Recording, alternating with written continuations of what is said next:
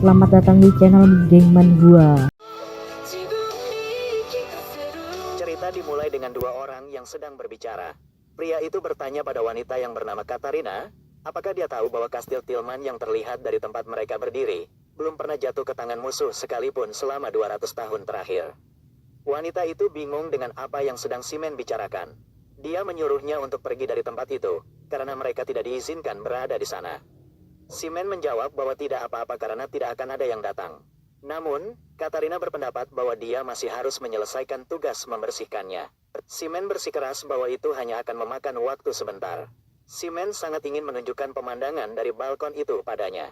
Terutama saat fajar, pemandangannya sangat menakjubkan. Tapi Katarina tidak antusias tentang itu, karena itu adalah tanah para bangsawan di mana mereka tidak bisa tinggal. Simen mengungkapkan bahwa dia mungkin benar-benar bisa membeli rumah di sana. Dia punya firasat bahwa dia akan dipromosikan menjadi penyihir menengah. Kira-kira saat ini, dia menulis tesis tentang golem baru dan seniornya sangat menyukainya. Mereka bilang kalau tetua mengakuinya, dia kemungkinan akan dipromosikan. Dia memberitahunya bahwa itu tidak akan menjadi rumah besar, tapi dia akan bisa membelinya, yang bisa mereka berdua tinggali. Yang membawa Simen ke inti masalahnya, lamarannya kepada Katarina untuk menikah dengannya. Dia memegang tangannya dan mengakui betapa dia telah menderita demi dirinya dan dia bersumpah padanya bahwa mulai saat itu dia akan menjadikannya orang paling bahagia di dunia. Katarina berbicara dan menggoda Simen bahwa sebelum dia mengatakan itu, dia harus menjadi penyihir menengah dulu. Simen memberitahunya bahwa dia jahat. Katarina tertawa dan menjawab bahwa dia hanya bercanda. Mereka menyaksikan pemandangan bersama-sama. Katarina mengungkapkan bahwa dia tidak menyangka hari seperti itu akan tiba bagi mereka. Simen benar-benar berpikir mereka bisa bahagia. Tetapi kemudian dia mendengar tetua dipuji atas teknik sihir baru yang menggunakan golem. Simen benar-benar bekerja keras untuk kebahagiaan mereka. Tetua menerima pujian itu seolah-olah dia yang melakukan pekerjaan itu. Dia berterima kasih kepada Duke atas investasi tanpa batasnya padanya yang memungkinkan hal itu terjadi. Simen mengepalkan tinjunya saat dia menahan amarahnya. Dia menyadari bahwa bahkan jika dia bekerja keras selama sisa hidupnya, tidak ada yang akan berubah. Seseorang bertanya kepada tetua tentang permintaan yang dia buat. Tetua menjawab bahwa dia belum melupakannya. Simen mendengar mereka berbicara. Tetua bertanya kepada pria itu apakah dia benar-benar tidak apa-apa karena wanita itu berasal dari kelahiran yang rendah. Pada saat itu, Katarina muncul saat dia diseret oleh para penjaga. Dia memiliki memar dan gemetar ketakutan. Dia memanggil nama Simen ketika dia melihatnya. Setelah melihatnya, ekspresi Simen berubah muram. Dia melihatnya dikawal ke tetua. Saat itulah dia bersumpah bahwa mereka tidak bisa mengambil apapun yang mereka inginkan dan menginjak-injak mereka. Duke mengungkapkan bahwa dia mendengar Katarina terkenal karena penampilannya dan itu seperti yang diharapkan. Tetua menjawab bahwa jika dia bukan dari kelahiran yang rendah, dia akan menjalani kehidupan yang sangat berbeda. Ini semua adalah hal-hal yang Simen impikan dalam hidupnya. Dia tidak bisa menahan amarahnya. Sekarang dia mengeluarkan kekuatan di tangannya. Karena semua yang telah dia lindungi dengan putus asa. Dia menargetkan tetua dan Duke sambil berteriak pada mereka karena menghancurkan semua hal itu yang dia hargai seperti bukan apa-apa. Dia mengutuk mereka dan berteriak agar mereka melepaskan tangan mereka dari Katarina. Tetua memanggilnya bocah tengik. Dia melepaskan kekuatannya dan menyuruhnya untuk mengingat tempatnya bahwa dia hanyalah sampah. Simen terpukul, kacamatanya pecah dan dia jatuh ke tanah. Pada titik ini, Katarina sudah menangis, tetapi para penjaga menahannya. Simen mengerang kesakitan. Katarina berlutut sambil meneriakkan namanya. Ketika Simen bangun, dia berada di sel kotor yang penuh dengan tikus. Tikus-tikus itu seolah penasaran padanya, berkumpul di sekelilingnya. Pada titik ini, Simen tampak seperti kehilangan keinginan untuk hidup. Dia menyadari bahwa tidak ada yang bisa dia lakukan. Dia meraih salah satu tikus. Ia terus mencicit dalam genggamannya. Simen membuat tanda di dinding untuk melacak berapa lama dia berada di sana. Sudah ada cukup banyak tanda. Dia bertanya-tanya bagaimana dia bisa bertahan hidup. Para penjaga melewati selnya dan menertawakannya karena mencoba memakan tikus. Penjaga lain menjawab untuk membiarkan Simen saja. Dia berkomentar bahwa bahkan seorang penyihir dari menara sihir tidak berharga dalam keadaan itu.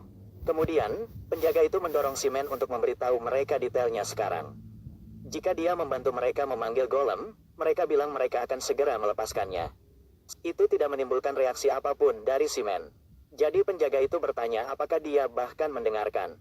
Penjaga lain menjawab bahwa Simen sudah gila setelah wanita itu meninggal. Simen melepaskan tikus dari tangannya seolah dia telah kehilangan semua energi. Para penjaga pergi sambil mengobrol tentang bagaimana wanita itu meninggal. Rupanya Katarina bunuh diri, mengatakan bahwa dia ingin melindungi kesetiaannya. Penjaga itu berkomentar bahwa dia terlalu cantik untuk mati seperti itu. Itu membuat Simen marah sampai-sampai dia menggigit jarinya hingga berdarah.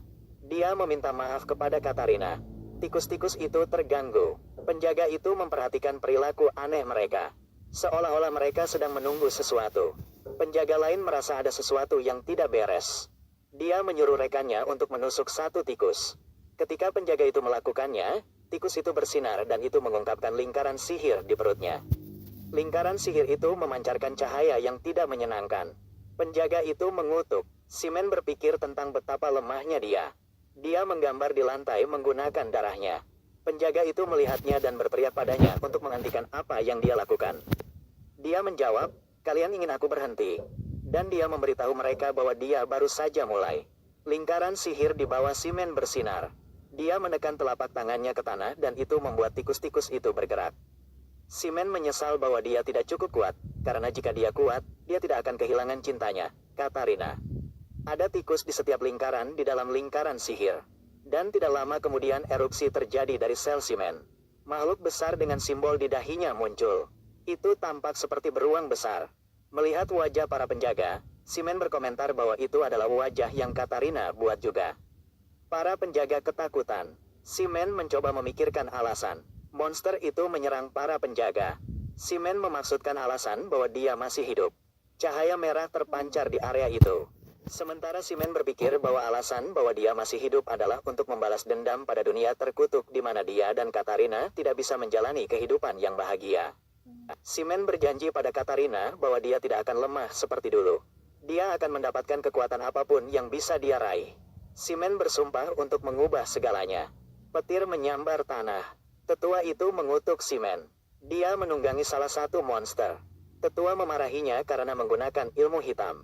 Tetua tidak bisa memahami bagaimana seseorang yang melayani Tuhan bekerja dengan para iblis. Simen tidak peduli tentang itu. Duke memohon untuk diampuni. Dia beralasan bahwa dia adalah seseorang yang bisa menjadikan Simen penguasa tempat ini. Dan dia menegosiasikan bahwa jika Simen mengampuni hidupnya, dia akan melakukan apa saja. Simen menargetkannya sambil mengatakan, "Apapun yang aku inginkan." Tapi dia tahu Duke tidak mungkin menghidupkan kembali seseorang yang sudah mati. Jadi dia menyetrumnya habis-habisan. Simen bersumpah untuk menghancurkan dunia yang kacau ini. Dia membakar semuanya menjadi abu. Dalam suasana yang berbeda, seorang ksatria berlutut kepada raja sementara raja menepukkan pedang di bahunya. Di depan mereka ada beberapa ksatria yang juga berlutut. Raja memanggilnya pahlawan Leihan. Raja meminta Leihan untuk menyelamatkan dunia karena telah jatuh ke dalam kegelapan bayangan. Pasukan Raja Iblis yang telah dirusak oleh kegelapan telah menginjak-injak seluruh wilayah Tuhan. Dan membantai orang-orang tak berdosa. Pasukan jahat itu telah menghancurkan 2 kerajaan dan 1 kadipaten. Nasib dunia terletak sepenuhnya di tangan pahlawan bernama Leihan. Raja memintanya untuk membunuh Raja Iblis dan menyelamatkan dunia. Di luar, bendera merah dan biru dikibarkan. Leihan menatap pedangnya. Dia mengangkatnya tinggi-tinggi saat dia berbicara kepada para pejuang pemberani dari Kekaisaran Artenia yang suci. Pidatonya berjalan seperti ini. Cahaya cemerlang kekaisaran kita telah kehilangan kekuatannya dan bayangan besar sedang menelan benua Asia. Tapi dia memberitahu mereka bahwa mereka tidak akan menyerah. Demi keluarga mereka dan seluruh dunia, dia mengumpulkan mereka untuk membunuh Raja Iblis dan menjadi harapan terakhir yang melindungi dunia. Ada sebuah kejadian di masa lalu di mana Katarina dan Simen sedang membersihkan perpustakaan dan Katarina membuka topik tentang berita baru-baru ini. Dia merasa tidak dapat dipercaya untuk memotong tangan seorang anak hanya karena mencuri roti. Simen khawatir seseorang mungkin mendengarnya jadi dia memberitahunya bahwa dia berbicara terlalu keras.